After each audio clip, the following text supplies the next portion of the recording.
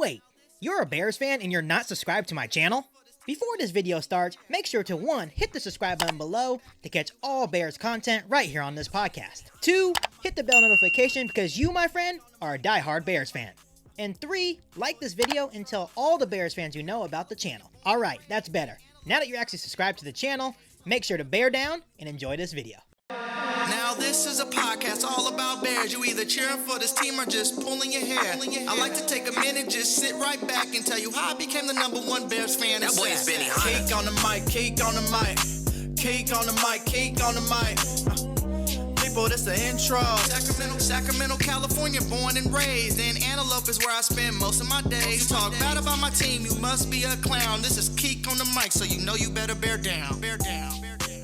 Hey, what's going on, Bears fans? Thank you so much for joining me for another episode of Keek on the Mic, the podcast all about the Chicago Bears. Before I get this episode started, I just want to first off say I am so sorry for being absent. The Bears haven't really been doing much as of late, so I've just been focusing on school, work, and life, and just focusing on myself, so I apologize, but I am back with an all-new Bears episode, and the Chicago Bears have some big news. They have decided to send Anthony Miller to the Houston Texans.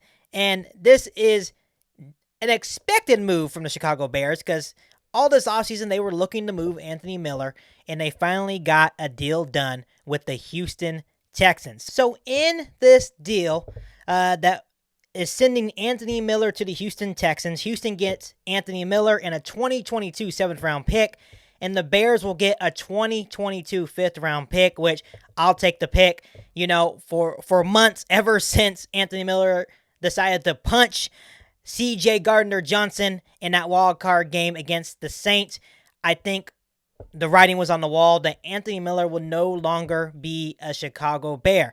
During this offseason, the Chicago Bears were trying really hard to find a trade partner for Anthony Miller. And after all this time, Anthony Miller is going to be a Texan.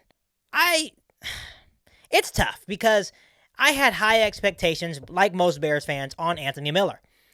We drafted him in the 2nd round a couple years back. He had a huge rookie season, catching 7 touchdown passes where he wasn't even really healthy. He had shoulder injuries all that rookie season and still caught 7 touchdown passes. Anthony Miller was that type of guy that brought a lot of hype to the team and made you believe in his game. Had a lot of upside, had a lot of potential. But Anthony Miller only caught 4 touchdown passes in the next 2 seasons. He was inconsistent. Obviously, when he got ejected from that game, I think that was the final straw for the Chicago Bears. I have nothing against Anthony Miller. I think he's still going to be a fantastic football player. I think both the Chicago Bears and Anthony Miller needed a fresh start. Along with the fresh start for Anthony Miller and the Chicago Bears gain a 5th-round pick out of it, and extra draft capital is always good, especially when you have a GM in Ryan Pace that drafts really well in the later rounds. So I'll take the 5th-round pick and the fresh start. We all knew that the writing was on the wall. It wasn't going to work out. So it was best for both sides to go their separate ways. And for Anthony Miller, I wish him nothing but the best. And for the Chicago Bears, I think it's a good move for them. So here's the interesting part about this Anthony Miller trade now, is how does this Anthony Miller trade impact the wide receiver battle at Bears training camp? You look at guys like Allen Robinson and Darnell Mooney. They're locks for the wide receiver number 1 and wide receiver number 2 spots. And then you look at Marquise Goodwin. He's going to make the team as wide receiver probably number 3 now, most definitely. Then you have guys like Damiere Byrd. He's going to play a big part on special teams.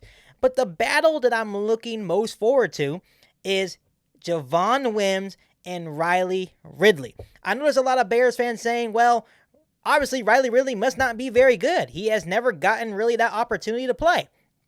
This is Riley Ridley's chance to make the 53-man roster. He's been on the team, right? He's made the 53-man roster, but now it's actually his chance to hopefully make some sort of impact.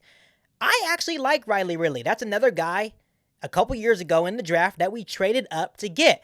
I'm not sure why he hasn't got the opportunity. Maybe he's getting beaten out, but I just hope that the Chicago Bears do their due diligence and give Riley Ridley the opportunity.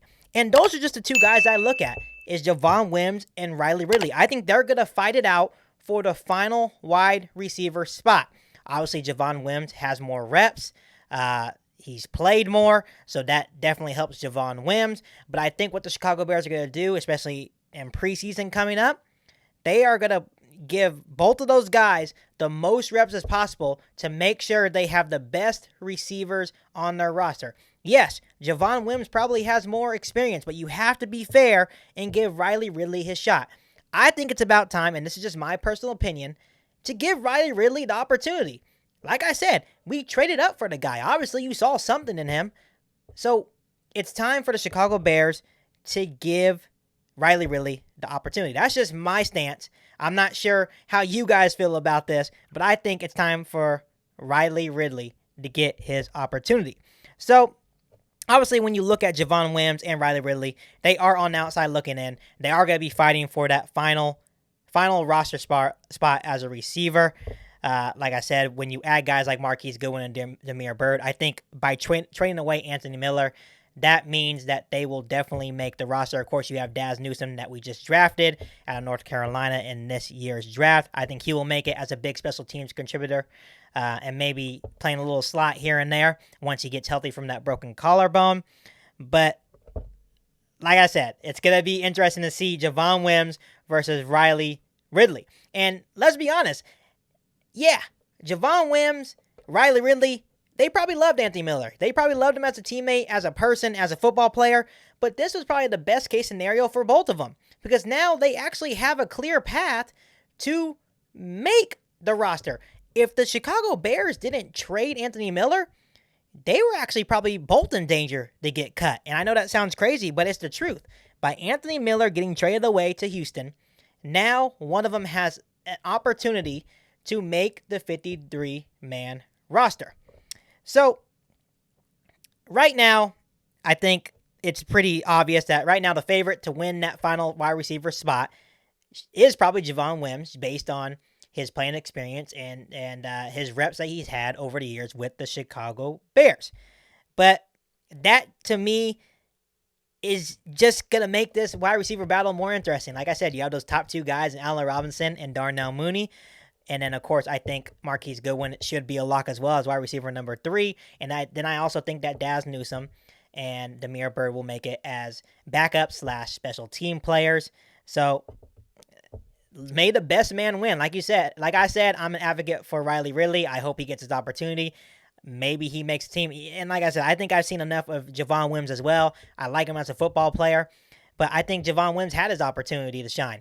So maybe Riley Ridley gets his opportunity, and maybe he ends up being a really, really good receiver for the Chicago Bears. So here is my final prediction of who the receivers will be on this year's Chicago Bears 53-man roster. Of course, wide receiver number 1 goes to Mr. Stud Allen Robinson. That's, of course, my wide receiver number 1.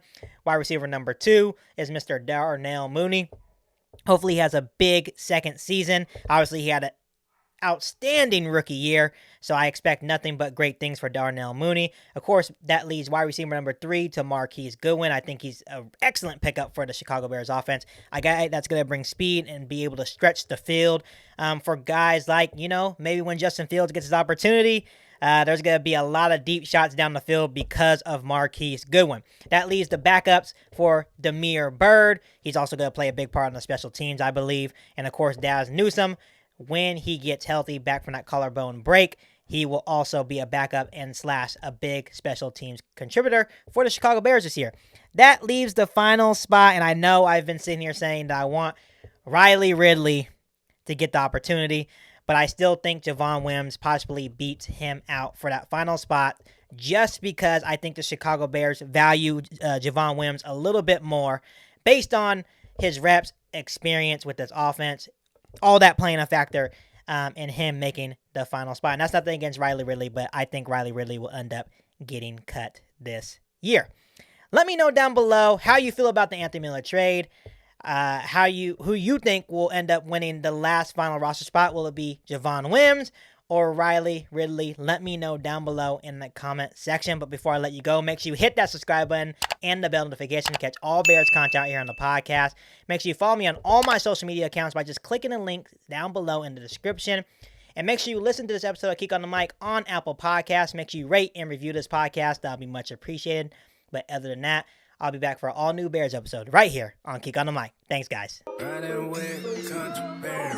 You ain't bout it, you ain't bout it, you ain't kick on the mic. You ain't bout it, you ain't bout it, you ain't kick on the mic. You can go and subscribe, cause I be on it right. You ain't bout it, you